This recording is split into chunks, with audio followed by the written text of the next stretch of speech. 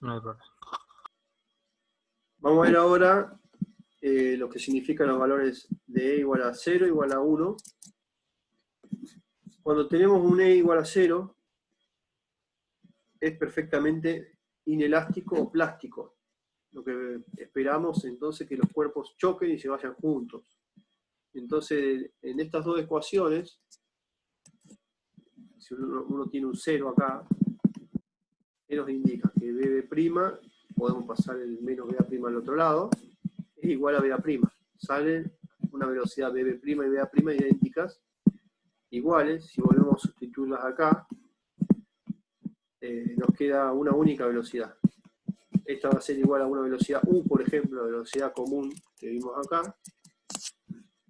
Vienen, chocan y se quedan juntas. Este fenómeno de acá abajo no ocurre. Entonces quedan juntas.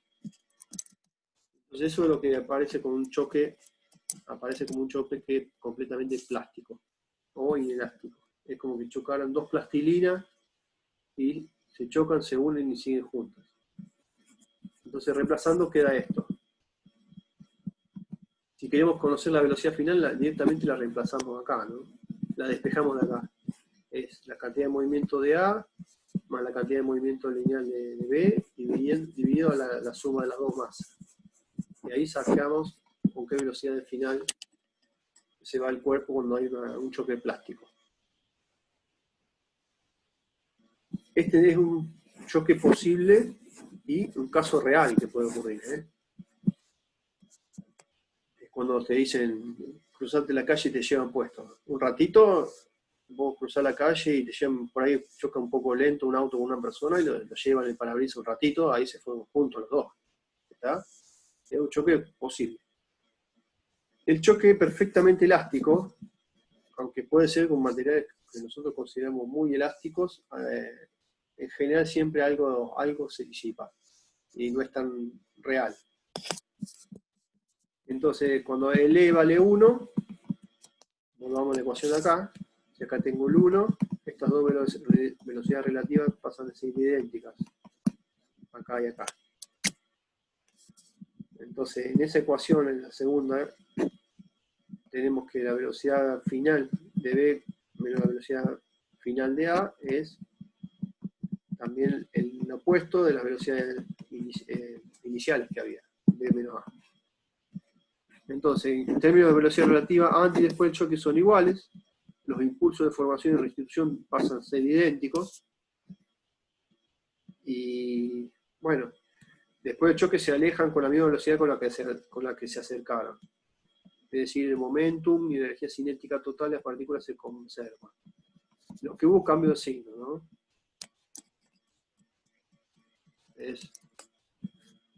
Esta vino, chocó acá, y después se separan.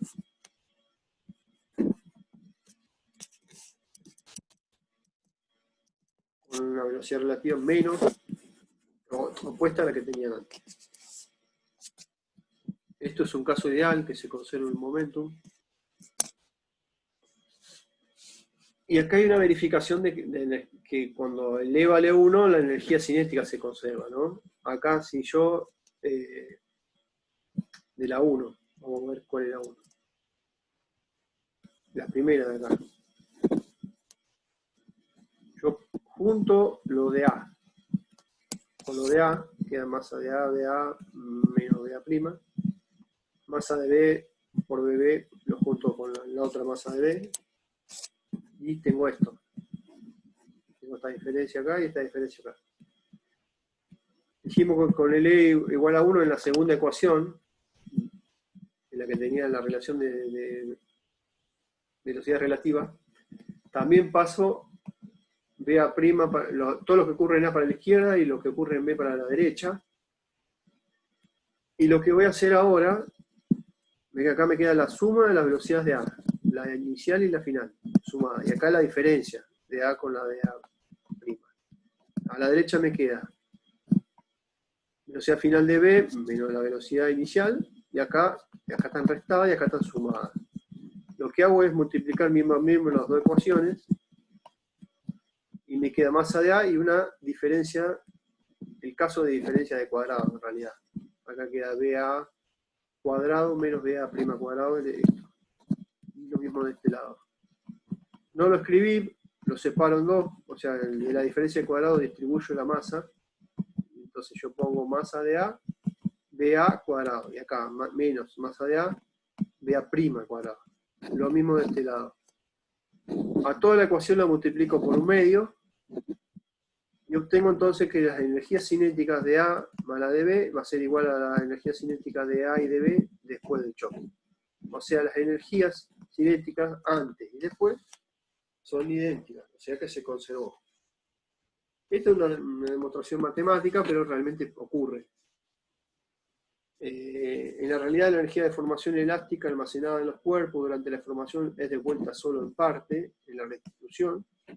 Una porción de energía se transforma en calor y ondas. En la transformación y transferencia de energía mecánica hay una eficiencia menor que 1. Un ejemplito que pueden dar, díganme un material elástico. Por ejemplo, Fibra de carbono. bueno, en la fibra de carbono no lo van a ver tan fácil, pero una bandita de goma.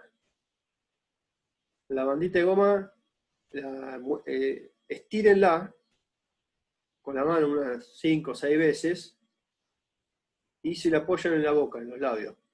Y van a sentir que la temperatura aumentó por haberla deformado sucesivas veces y rápido. Eso es lo que pasa en los choques. Los choques, las deformaciones rápidas, no son isotérmicas, siempre hay una pérdida de calor, una generación de calor por rozamiento de las partículas, siempre una energía de algún tipo se pierde. Profe, cuando uno agarra un alambre y lo dobla muchas veces, se nota mucho Ahí cuando se cambia la empieza a temperatura. calentar. Sí, sí, ahí quema. Si usted lo doblan y si es muy, muy tenaz y lo doblan y lo doblan, lo doblan y es muy bueno el alambre y lo quieren doblarlo al mismo lugar, se nota cómo va adquiriendo temperatura, ¿no? Son la fricción interna de partículas entre sí. Bueno, la bandita de goma es algo más a mano que lo pueden hacer, lo estiran varias veces y van a ver que adquirió temperatura.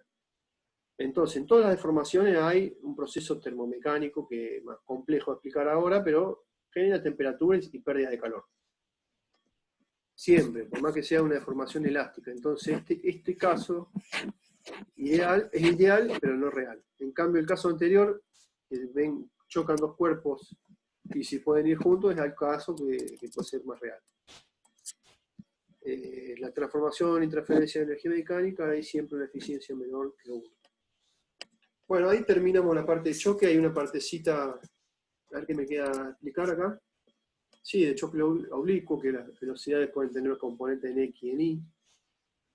Que, por ejemplo, en un juego de pool, ustedes tienen dos partículas que le pegan descentrada a la bola, y entonces se va para otro lado, ¿no? No salen en la misma línea en que chocaron. Aparecen más incógnitas y se puede siempre resolver con el cuidado de que el número de incógnitas coincida con el número de ecuaciones, nada más. Acá no tengo el dibujito justamente, se los debo, pero está en el Bill Johnston, si lo quieren ver, que siempre podemos eliminar alguna incógnita. Acá se toma el eje X en la línea de choque y el eje Y en el plano perpendicular.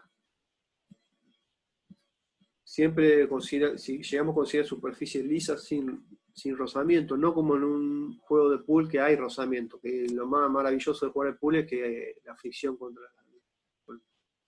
el paño, ¿no? Y los laterales que no son rígidos, los laterales son como una goma con un paño. Eso es lo que hacen que sea entretenido el juego. Pero aquí, si consideramos superficie libre de rozamiento, fuerza impulsiva y restitución que actúan en la dirección X, puedo decir que se conserva en X el momento total de las partículas y planteo una ecuación en las X. Y ahí vale el impulso de restitución y puedo, con estas dos ecuaciones, calcular un fenómeno de choque oblicuo. Ahí se determinan estas dos velocidades y después las puedo utilizar en el eje Y, también puedo realizar un análisis similar. Lo que hay como lectura adicional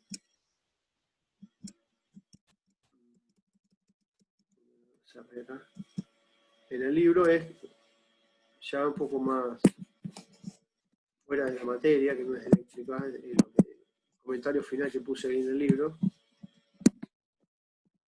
más como deportivo.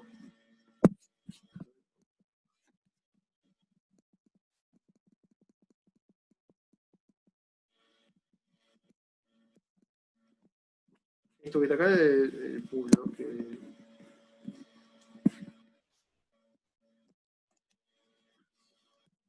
Bueno, impacto de un balón de fútbol. Ya hablamos de un choque 3D, ¿no? En 3 dimensiones. Puede producir trayectorias curvas debido a la interacción entre la superficie del balón y el aire del fluido. O sea, aparece un impacto, ¿no? Que cuando da la patada el jugador a la pelota, pero después está toda la interacción fluida-estructura. Y acá puse como curiosidad, vale mencionar que goles de Roberto Carlos, Michael Ballack, David Beckham fueron motivo de simulaciones computacionales que analizaron el diseño de balones. Hoy día por computadora y por simulación mecánica, de mecánica computacional, se simula el choque, pero también la interacción fluida-estructura en las pelotas. Y ahí, bueno, habían determinado por estudios de simulaciones que la diferencia entre la pelota Adidas Jabulani y la Brazuca usada en un mundial. Que después una se dejó de usar un tipo de diseño, porque era como más livianita y iba como bala. Bueno, es un detalle que una cuestión es el choque y otra es lo que sucede después del choque y ya son fenómenos más complejos, ¿no? ¿Qué más había agregado? Los interruptores ya se lo conté.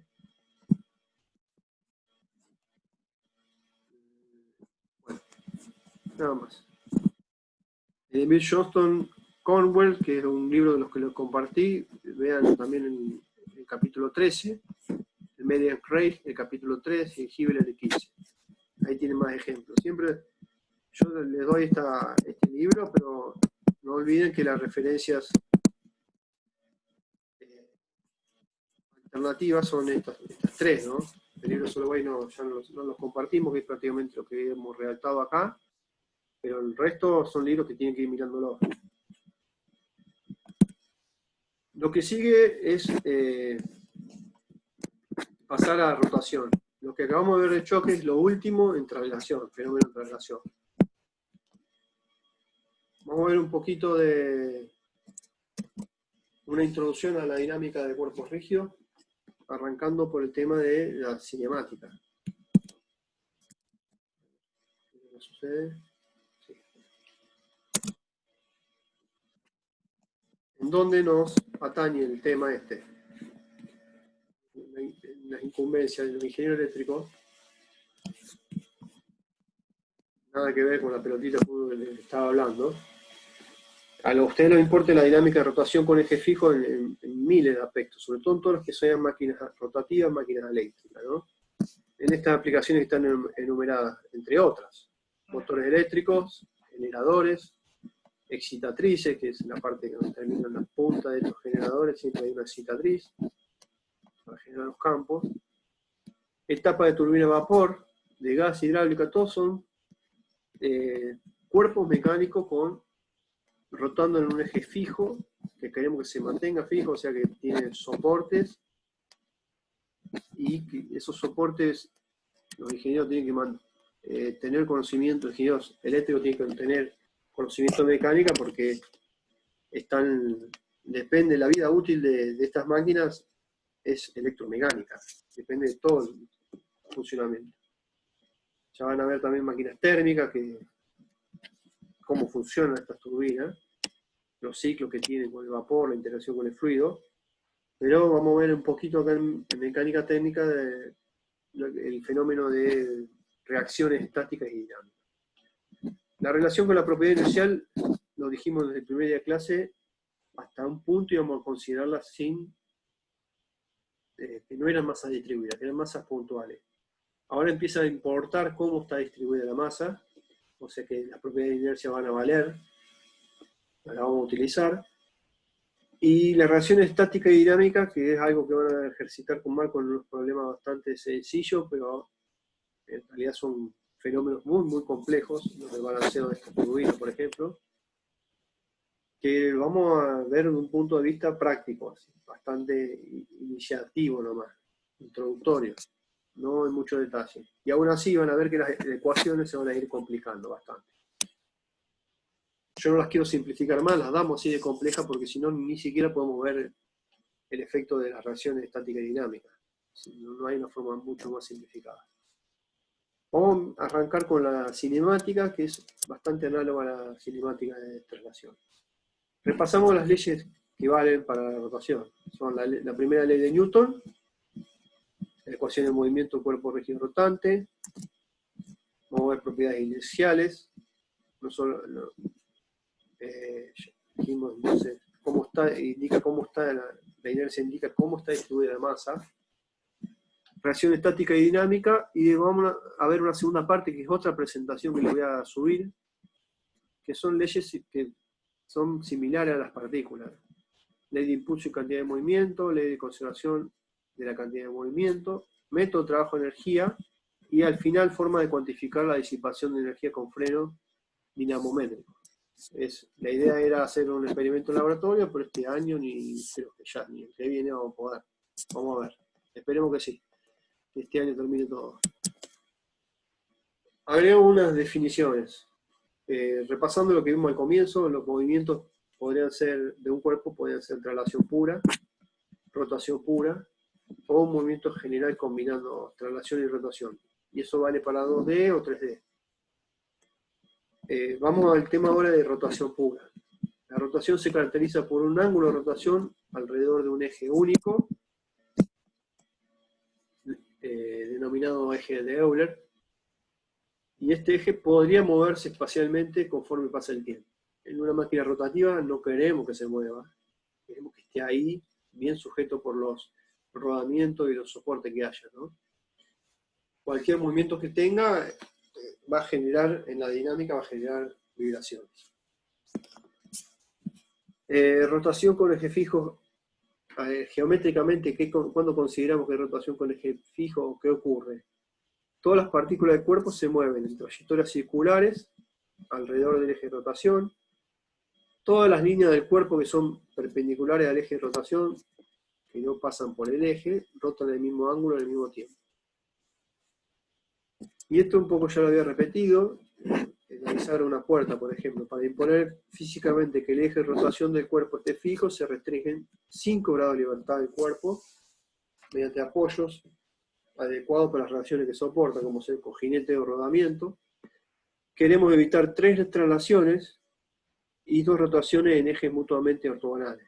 O sea que requerimos 3 fuerzas que eviten estas 3 traslaciones y 2 momentos de reacción que eviten estas 2 rotaciones. O sea que si en un cuerpo tenemos un eje Z, que es el movimiento permitivo, queremos que haya momentos MX y MY todo el tiempo trabajando, reaccionando para que esto no gire en los otros ejes, ¿no?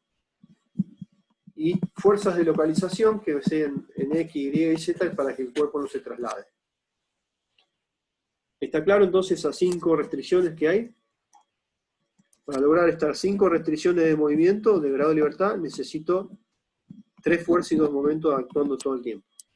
Y el otro momento alrededor del eje va a estar libre o actuado por nosotros. Bueno, un poquito lo que describe esta figura, el cuerpo este deforme que se ve acá, con forma arbitraria. Acá podría decirse que esto de arriba. Hay un plano, primero, un eje fijo A', es este que está en línea punteada, y un eje del cuerpo alrededor del cual queremos que rote. Tomamos un plano fijo que contiene al eje de rotación, o sea, el plano celestito este que está acá, que es pi mayúscula, está fijo. Acá lo vemos de arriba como esta línea. Y hay un plano móvil pi minúscula, que es este que está acá, que contiene un punto que vamos a estudiar. Podría ser cualquier punto este punto, pero vamos a poner un punto sobre este plano que queremos estudiar. Y acá vemos que ese punto debería estar sobre el plano pi. Entonces, conforme esto gira, por ejemplo, un ángulo θ, acá lo vemos, θ de t va a ser la función de rotación. Justamente en este dibujito que vemos es en un tiempo t y en un tiempo t más delta t. Pi y pi prima. Entonces lo que giró es un incremento de ángulo delta θ. Tal cual hicimos para la rotación, tomamos un origen o una dirección, a partir de cual se toma giro positivo y giro negativo. Con eso definimos la posición angular. Entonces la posición angular del cuerpo es esta función o magnitud θ del tiempo. Es la magnitud de la distancia angular medida desde el plano fijo al plano móvil. O sea que es un segmento orientado. Son flechitas que van del fijo hacia el móvil. Este ángulo, este también. Este ya es un incremento, o sea, va desde a un determinado tiempo y a otro al tema delta t. Esta es una medición angular también dirigida. La flechita tiene una sola dirección, pero relativa es. Bueno, y representa el arco dirigido en el sentido positivo adoptado. El ángulo θ es la coordenada angular del cuerpo. Es positiva cuando gira en sentido contrario a las agujas del reloj, observada desde A', ¿no? Acá vemos, acá estaría la prima, o sea, estaríamos mirando de arriba hacia abajo, acá estaría nuestra cabeza mirando hacia abajo, y vemos que gira en sentido contrario a la aguja del reloj. Ese es el signo positivo. Bueno, este es más complicado porque no le puse el dibujito. Corresponde al giro del tornillo cuando avanza en sentido positivo del eje de rotación. La unidad es, en el sistema internacional de los ángulos, es el radian. Y acá tenemos, si a un radian lo multiplicamos por 2pi, obtenemos 360 grados, y es una vuelta. No usamos mucho para las revoluciones por minuto, bueno, hacemos estas cuentitas nosotros siempre, ¿no? ¿Qué es un desplazamiento? Es la diferencia entonces de dos posiciones, una posición angular al tiempo t y una posición angular θ' al tiempo t', el desplazamiento de la distancia angular entre dos posiciones angulares, medida desde la posición final. Hago final menos inicial. Esa la elegimos que era también el significado del delta este mayúscula. Si este desplazamiento sucedió en un lapso de tiempo delta t, siempre tiempo prima menos o sea, final menos inicial, lo dividimos, tenemos este cociente que se llama velocidad angular media. Y el signo va a tener el signo de delta t, porque el delta de θ, porque el delta t es definido en positivo. Entonces, esta velocidad media tiene signo dependiendo del delta θ.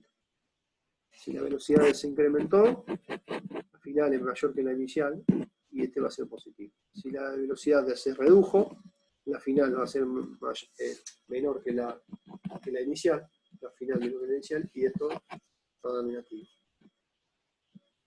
Bueno, por definición de derivada, si tomamos límite del cociente incremental cuando delta t tiende a 0, el significado que tenemos de esta expresión es que es la derivada del ángulo respecto al tiempo.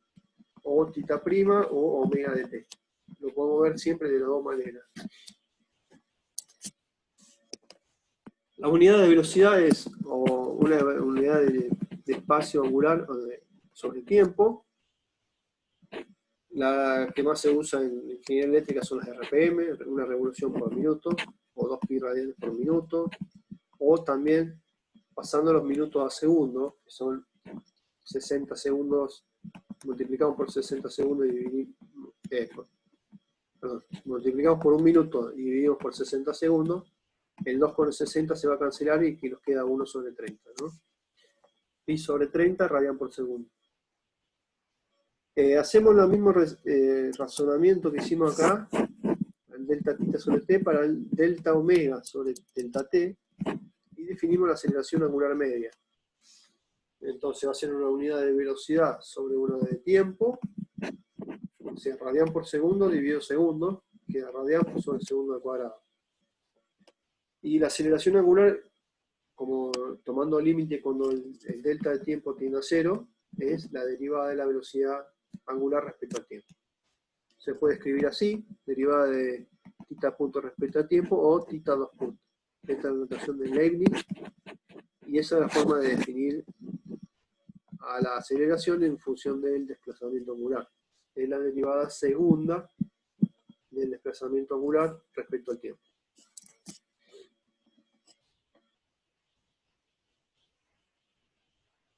Acá lo que vemos es la analogía de un movimiento lineal o de traslación rectilínea con el angular o rotación de eje fijo. La posición es análogo al ángulo, la velocidad a la velocidad angular y la aceleración lineal con la aceleración angular. Es una analogía cambiando uno por otro. Entonces, cuando hacemos los problemas directos e inversos, podemos usar esta tablita que nos decía que los problemas directos era que, dada la función, derivábamos. Acá tenemos el desplazamiento angular, obtengo la velocidad angular derivando por primera vez y la aceleración angular derivando de nuevo. Si me dan de dato la función velocidad angular, tengo que integrar una vez para obtener el desplazamiento o derivar para obtener la aceleración.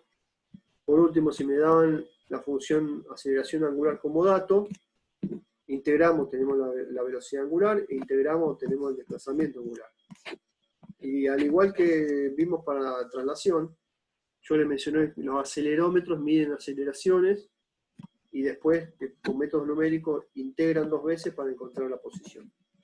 ¿No? Para saber en un celular que tiene una IMU, una unidad inercial de medida, mide aceleraciones y tiene que integrar 2 veces en el tiempo para obtener una posición angular del celular, para interactuar con algún videojuego o con algún otro efecto. Rotación uniforme es idéntico a lo que vimos para traslación. Vamos a cambiar posición, velocidad y aceleración por esta variable alfa para aceleración, omega para velocidad y θ para desplazamiento, ¿no? Acá tiene la misma ecuación, y cuando la aceleración es nula, tenemos una velocidad constante. Nos queda muy sencillo la integración acá. La integral es omega 0, y la integral de esto, θ igual a θ 0 más omega t. En el caso de rotación uniformemente acelerada, tenemos aceleración angular constante. Hay un alfa 0, integro una vez, tengo omega 0 más alfa 0t, integro otra vez, y obtengo la clásica fórmula de velocidad desplazamiento inicial más velocidad inicial por tiempo, y un medio aceleración inicial por tiempo cuadrado. Entonces, son idénticas las expresiones para la traslación. Esta fórmula que vimos como fórmula alternativa para la aceleración, que aplicamos la regla de la cadena, en el que decíamos que la aceleración era derivada de la velocidad respecto a la posición, derivada por la derivada de la posición respecto al tiempo. A esa derivada de la posición con respecto al tiempo, en este caso es la posición angular, respecto al tiempo es la velocidad angular. Nos quedaba una expresión así que salía una tercera fórmula, que era esta con la diferencia de cuadrados acá, entonces pasa ahí. Y la tercera forma cuando no aparece el tiempo explícitamente. Entonces, todas estas formas son análogas a la traslación, no son muy difíciles de explicar. Volvemos ahora en forma vectorial a expresar la cinemática, y eso va a ser lo último por hoy, para no cargarlo demasiado, hasta que se, en estos 8 minutos, vamos a ver la rotación con eje fijo. Es lo mismo esquemita que vimos hoy, ya agregándole un poco más de elementos matemáticos. Es lo mismo, exactamente lo mismo. Ven que está el plano fijo pi, el plano móvil pi minúscula, el punto P, pero le vamos a dar un significado vectorial. La partícula P es arbitraria, efectúa esta trayectoria circular que tiene centro en el eje de rotación. El semiplano fijo contiene el eje de rotación, el móvil es este, que contiene la partícula, o un origen arbitrario, tomamos cualquiera, pero a partir de ahí podemos definir el vector posición R de la partícula. Este vector que va de O hasta P. Y otra cosa nueva que no habíamos visto antes es el punto P es proyectar al P sobre el eje. Entonces lo que me va a interesar es esta distancia BP. Si lo vemos acá. La distancia de P a B permanece constante, describe una circunferencia de radio R seno de φ. Si φ es el ángulo entre la posición y el eje, entre el vector posición y el eje, acá tengo un triángulo rectángulo en B, y esto es R seno de φ, la distancia de P. ¿Qué más? La velocidad lineal de la partícula es la derivada del vector posición respecto al tiempo. Yo tendría que dibujar el R y un R'. Y el vector velocidad va a ser tangente.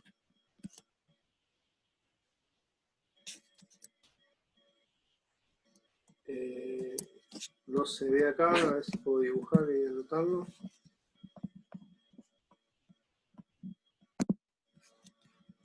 A ver si me deja. Imagínense que este es el R'.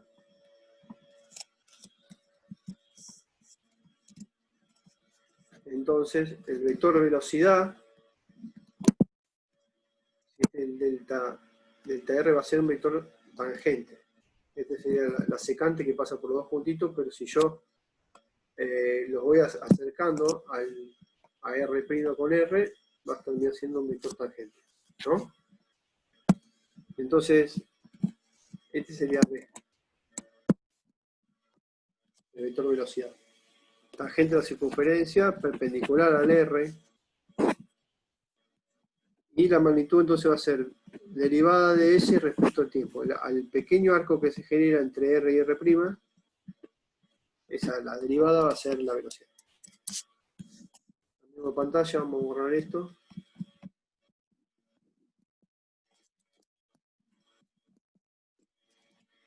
Sí. Lo borramos. Bueno, entonces el arco, el pequeño arco que les acabo de comentar, es delta ds, que es radio, que es el dp, por el ángulo barrido delta θ. Vamos a tomar el arco que hay recorrido acá, por ejemplo. Y sería R seno de φ, que es el radio de P, por el delta θ. Ese va a ser el arco recorrido delta S. Al delta S lo dividimos por el tiempo, entonces tenemos un desplazamiento sobre el tiempo, que va a ser una posición sobre el tiempo, y eso va a ser una velocidad cuando tomemos límite. Acá tenemos R seno de φ por el delta θ sobre el delta t. Esto es una constante, la distancia de P. Y acá, si yo tomo límite a este cociente incremental, queda la derivada de θ respecto al tiempo. Entonces, la velocidad va a ser R θ punto seno de φ.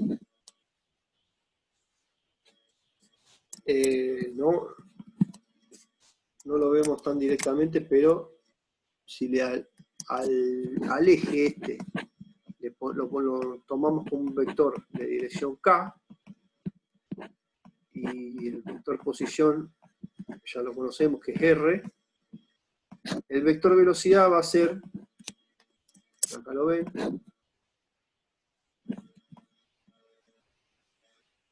perdón, vamos a alinear también con el vector K el vector velocidad angular. Entonces, disculpen, el vector velocidad angular es omega por K. La velocidad tangencial va a ser el producto vectorial del vector omega por el R. ¿Por qué es así? Entonces, dijimos por un lado que al omega lo consideramos como omega K, y el producto vectorial de este omega por el R es la magnitud omega por la magnitud del R por el seno del ángulo incluido entre ellos. Y esa es la definición del producto vectorial. O sea, la magnitud es esa, y la dirección es perpendicular a ambas. O sea, si yo tengo, vamos a hacer otra vez el dibujito, pero lo voy a marcar un poco más fuerte. Vamos a marcar una flecha en color verde que sea el vector velocidad angular. Sería así, ¿no? Ese es el omega, el R ya lo ven acá. El producto vectorial es un vector que sea perpendicular al plano donde está omega y R. O sea que necesariamente tiene que ser o para allá o para allá, ¿no? Pero se toma una regla de la mano derecha y con... Vamos a considerar un borrador. Imagínense que ustedes ponen la mano así.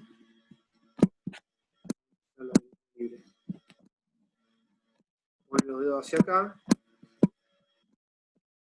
y apuntan el pulgar para allá. ¿Entiende? Estos son los dedos y este es el pulgar, con mucha imaginación. Entonces, ponemos los dedos que multiplican omega hacia R, el producto vectorial me indica que la dirección de la velocidad es y no este que está acá. ¿Estamos? O sea, esta la borramos. Bueno, entonces, esto que quedó acá, R tita punto seno de omega de phi, es el producto vectorial del vector velocidad angular por el vector posición. Y esa es la manera que vamos a calcular a la velocidad.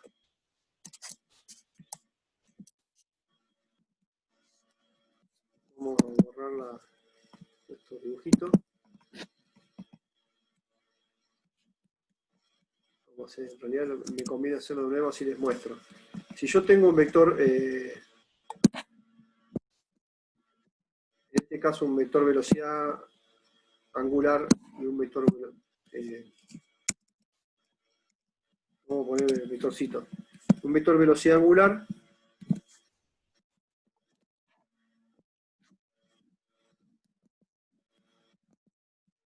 vamos a poner en verde, hacia arriba, este es el vector posición y en azul vamos a hacer la velocidad. ¿Estamos? O sea que el vector velocidad es perpendicular al plano en que están estos dos. O sea, si acá hay un plano que yo pueda definir entre el posición y el vector velocidad angular, este vector velocidad es perpendicular a los dos. La aceleración es la derivada del vector velocidad con respecto al tiempo, y entonces yo tomo la derivada de W por